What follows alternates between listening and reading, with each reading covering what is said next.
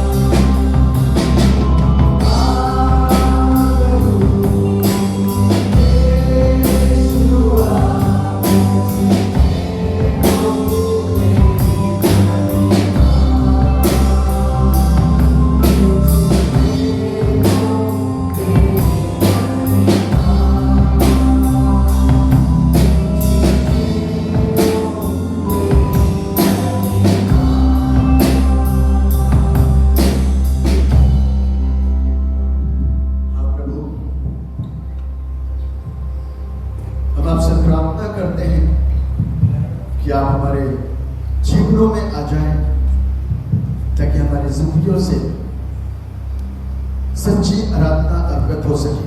एक ऐसी आराधना जो आपको पसंद है, जिसमें सच्चाई शब्दों से और आराधना के भाव से प्रकट होती है। हमारी दुआ है प्यारे पिता परमेश्वर, हमारा यहाँ पर सांस बजाना, हमारा यहाँ गीतों का गाना प्रभु आपको भाने लग जाए, क्योंकि हम इस बात को जानते हैं कि प्रभु हमारी आराधना यदि आपको पसंद आ रही है तो हम आशीषित हैं। और मेरे पिता, न सिर्फ हम आशीषित हैं, आराधना करने वाले जितने भी लोग प्रभु यहाँ पर मौजूद हैं वो सब आशीषित हैं, क्योंकि आपने ये दिन हमारे लिए मुकर्रर किया और ठहराया है ताकि हम एक सच्ची आराधना को अर्पित करें। जब आराधना सच्चे हृदय के साथ में होगी, सच्चे मन के साथ में होगी, आदर और मान के साथ और सम्मान के साथ में, इस बात को सोचते हुए कि वो परमेश्वर हमारे बीच में है,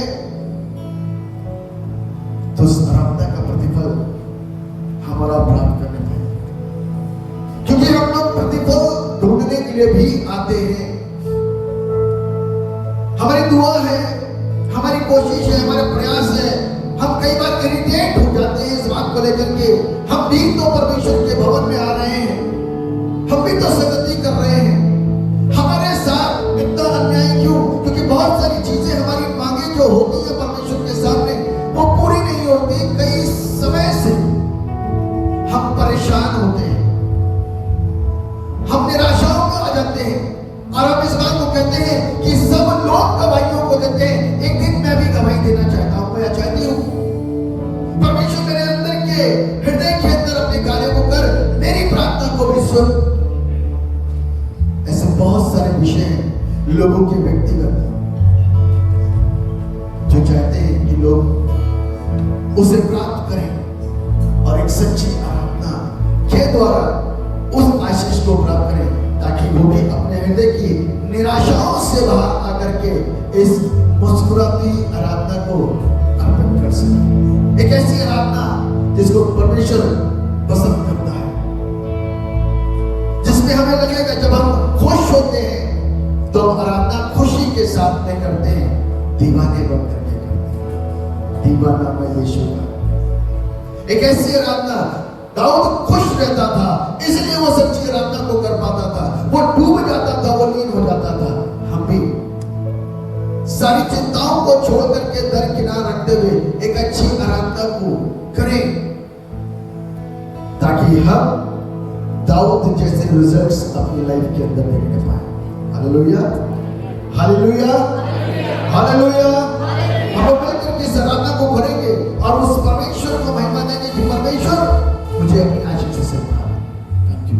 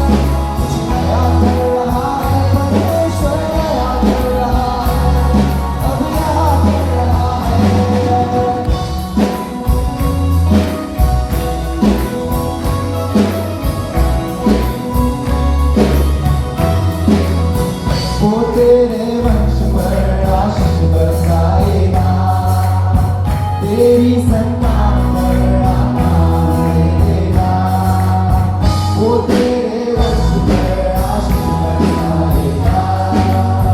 तेरी संतान पर आत्मा देगा, क्या तुम देख पा रहे हो कुछ होने वाला है हमारी जिंदगी में, आशीष लाने वाला है। क्या तुम देख पा रहे हो कुछ होने वाला है हमारी जिंदगी में, आशीष लाने वाला है।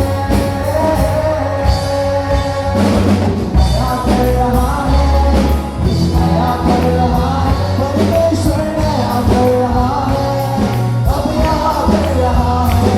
कुछ नया कर रहा है, कुछ नया कर रहा है, परमेश्वर नया कर रहा है, अब यहाँ कर रहा है। मंदिर जो दरवाजे हैं अब खुल रहे हैं, बाजी को बच्चों की आनंद से भरता है। जो आंखों ने ना देखा, जो कानों ने ना सुना, इस नाम से अब होने वाला है।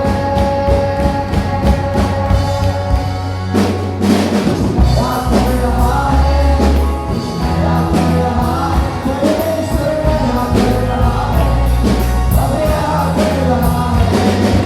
नया कर रहा है, नया कर रहा है, परमेश्वर नया कर रहा है, अब यहाँ कर रहा है।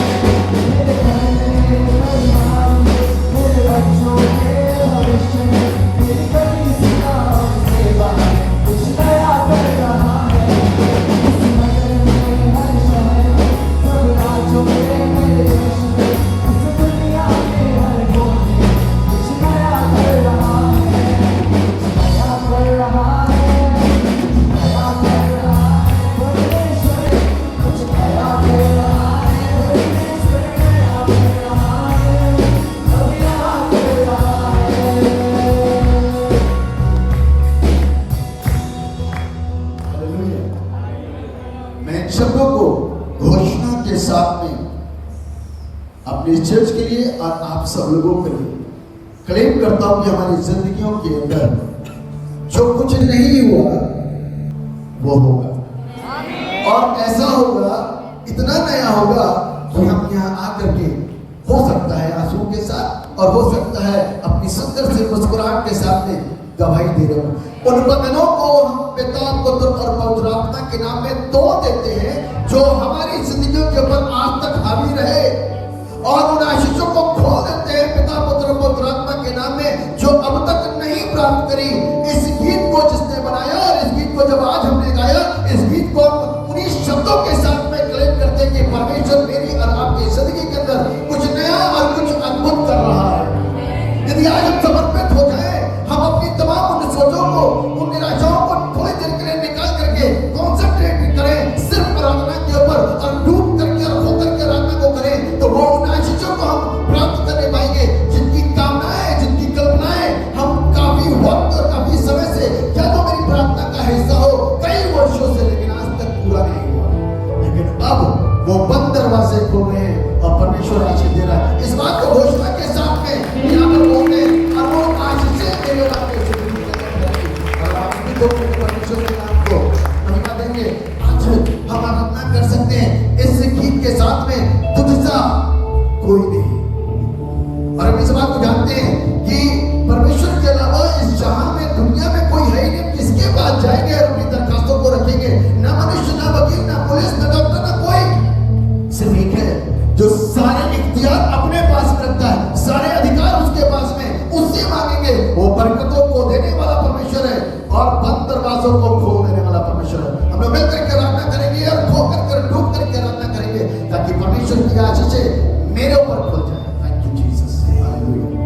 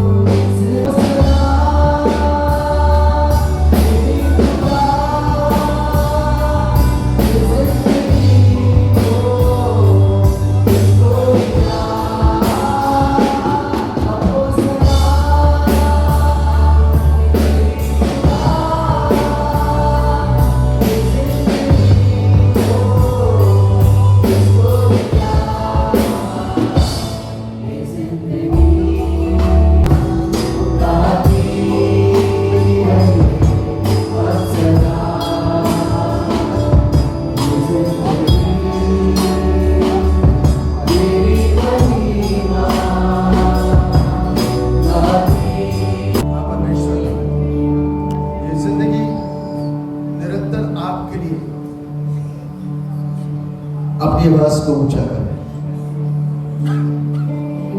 आपको महिमा दो,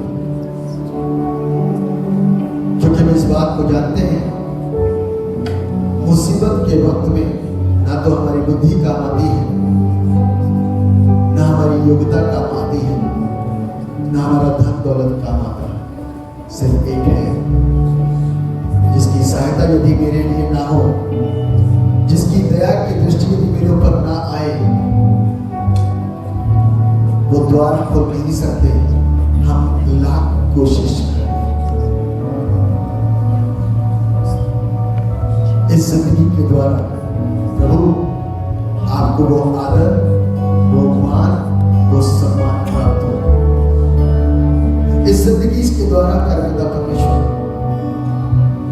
आपको वो इज्जत और वो आस्था प्राप्त हो।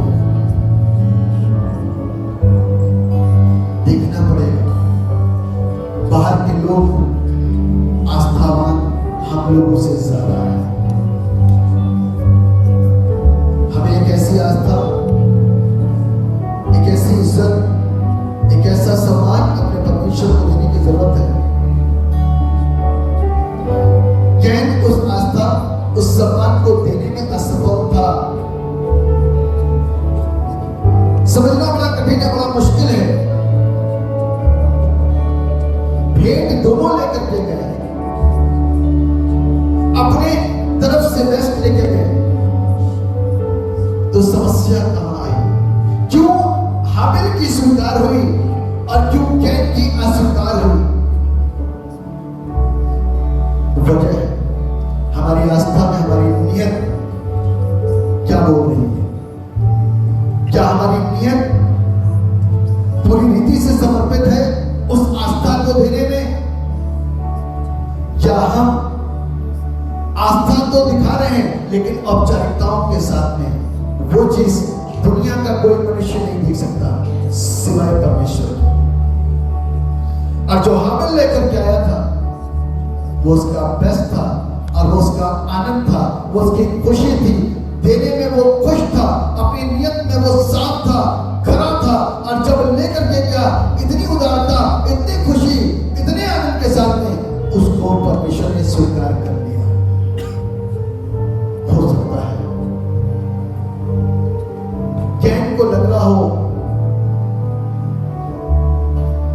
धन्यवादी तो देनी है, चलो दे देता हूं कुछ भी। जब हम ये सोच के काम करते हैं चलो दे देता हूं कुछ भी,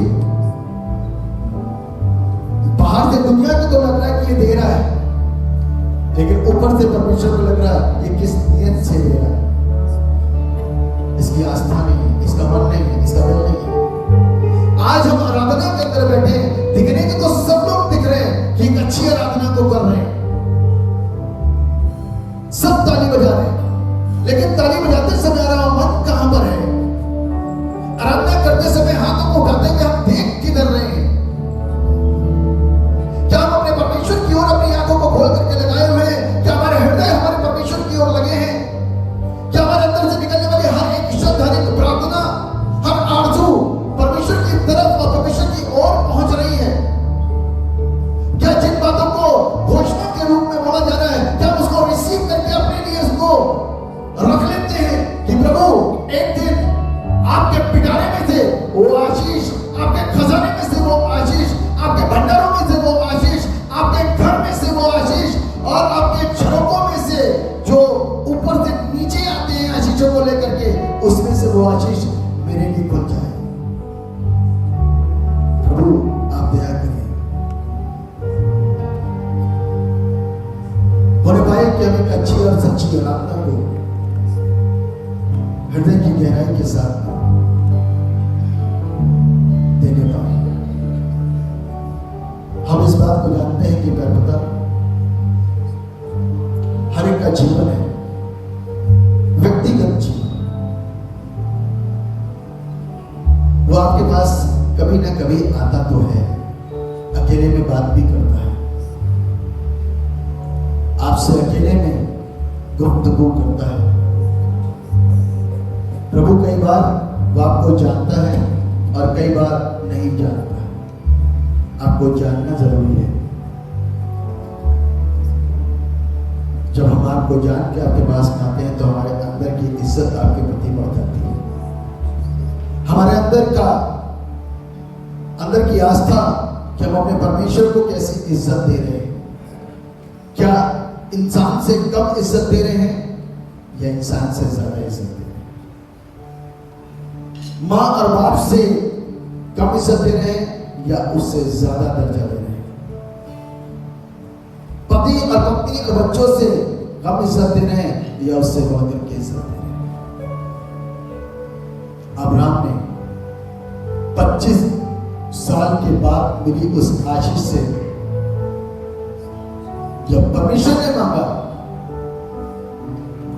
बगैर हिचकिचाए, हाँ प्रभु आ रहा हूं, बच्चे अपनी पत्नी से बढ़ करके परमेश्वर को इज्जत दी। जब उसने ये इज्जत दी अपने परमेश्वर पिता को, तो परमेश्वर ने उसको भी इज्जत दी। परमेश्वर ने उसके ऊपर अपने आशीषों वाले हाथ फैला दिए। जिसके अंदर जिंदगी है, जिसके अंदर धन और महिमा है, इन हाथों को फैला दिया सिर्फ आज्ञाकारिता के द्वारा। कुड़कुड़ाहट नहीं करी अब्राहम ने, सिर्फ आज्ञाकारिता। वो मेरे लिए अत्यधिक जरूरी है ताकि हम उसकी एक सच्ची इबादत को कर सकें। यही इबादत है कि हम उसकी आज्ञा का पालन करते हैं। यही इबादत है कि हम उसकी इज्जत करते हैं। यही इबादत है कि हम उसको सही आस्था, उसका सही स्थान उसको देते हैं। यही इबादत है। और प्रभु आज जब हम मिल करके आराधना करें, विश्वास करते हैं करते आज की आशीष करता लोगों को जरूर मिली होगी। हम इस बात को जानते हैं करता हमारी जिंदगियों के अंदर बहुत सारे लोग हैं जिनकी लाइफ के अंदर इतनी निराशाएं हैं, इतनी निराशाएं हैं, इतनी निराशाएं हैं। उनकी लाइफ के अंदर डिप्रेशन, एंजाइटी काम करने लगती है और फिर डेथ का स्प्रेड उनकी लाइफ के ऊपर आता है और वो अपने उस अकेलेपन के अंदर खो जाते हैं। जब अपने आप को परमेश्वर से अलग कर लेते हैं, दूर कर लेते हैं, तो एक है जो मेरे और आपकी बुद्धि के ऊपर अपना कब्जा बनाता है, कहता है सुसाइड कर ले, सुसाइड कर ले। यहां बैठे हुए कुछ लोग, यहां लोग कुछ बैठे हुए हैं, कहता है सुसाइड कर ले। मरना तो बहुत आसान है, एक झटके के अंदर हैंग कर लें, एक झटके के अंदर गाड़ी के नीचे आ जाए, एक झटके के अंदर कुछ जहर खा लें, एक झटके के अंदर नस काट लें, एक झटके के अंदर ऊपर से नीचे छलांग मार लें, एक झटके के अंदर कुछ भी कर सकते हैं, जहर का इंजेक्शन लगा लें, जहर खा लें, एक झटके के अंदर। फिर क्या होगा? यहां तो तड़प के गए। संदेश इसके बाद में जो है वो ये है, स्वर्ग में मेरे लिए जगह कभी नहीं होगी। बाइबल इस बात को कहती है कि तुम्हारा हृदय, तुम्हारा मन परमेश्वर का मंदिर है, जो इसे नाश करेगा वो बख्शा नहीं जाएगा। ये जिंदगी हमने अपने आप से प्राप्त नहीं करी, हमको दी गई है। इसको सुरक्षित रखना और जिस हाल में वो मुझको रखता है उसमें खुश और संतुष्ट रहना मेरा फर्ज बनता है।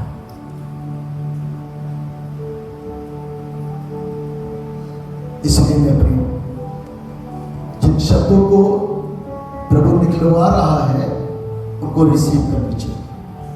प्रभु यीशु के नाम में उस डेथ स्पिरिट को, जिनकी की जिंदगी के अंदर वो काम कर रही हैं, डांटते अभी इसी समय। Right now, command in Jesus' name, out! वो गंदी मृत्यु लाने वाली दुष्ट आत्माएं यीशु मसीह नासरी के नाम से प्रभु की संतानों को और उसके लोगों को छोड़ यहां से जाओ, आउट इन जीसस नेम, यीशु मसीह के नाम से। हमारे सारे बंधन टूट जाएं जिसमें हम जकड़े हुए थे, हम स्वतंत्र हो जाए। क्योंकि हमें स्वतंत्रता की जरूरत और आवश्यकता है। यीशु मसीह नासरी के नाम में वो स्वतंत्रता मेरे जीवन का हिस्सा बन जाए। वो रिसीव कर ले शब्द को, वो आशीषों को देने और खोलने वाला परमेश्वर। याद के उस रीस की बात है, क्योंकि परमेश्वर का वचन कहता है मांगो तो तुम्हें दिया जाए।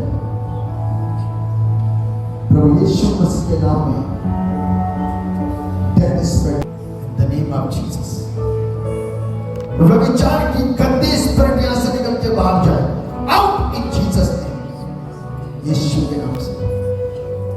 धन्यवाद हो गया।